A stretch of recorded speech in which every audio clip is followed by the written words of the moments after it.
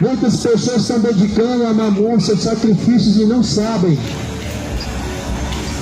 A riqueza deste mundo não é um sacrifício para Deus.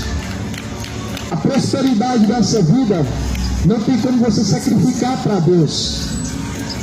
Jesus falou que uma alma vale mais do que o mundo inteiro.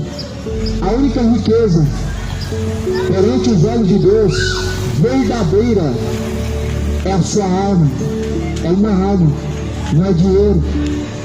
Veja que Abraão, quando fez um sacrifício para Deus, ou melhor, tentou oferecer para Deus o sacrifício, ele não ofereceu cabritos, não ofereceu barras de ouro, ele não ofereceu prosperidades financeiras, ele ofereceu Isaac. Isaac era a maior riqueza que Abraão tinha, ou seja, uma alma vale mais do que dinheiro.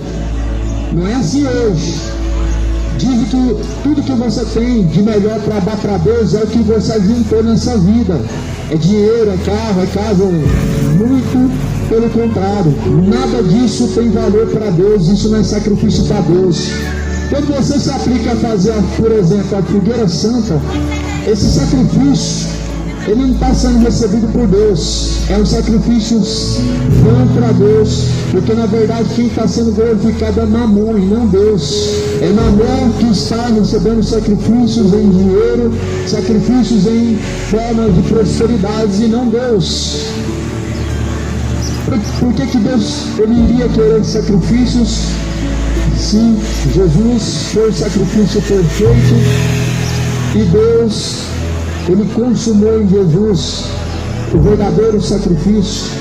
Porque Deus ele iria receber sacrifícios em dinheiro, sendo que o sacrifício perfeito já foi oferecido há mais de 2000 anos, em que Jesus foi crucificado, foi morto pelos religiosos, foi morto pelos políticos, ele ressuscitou então após o terceiro dia.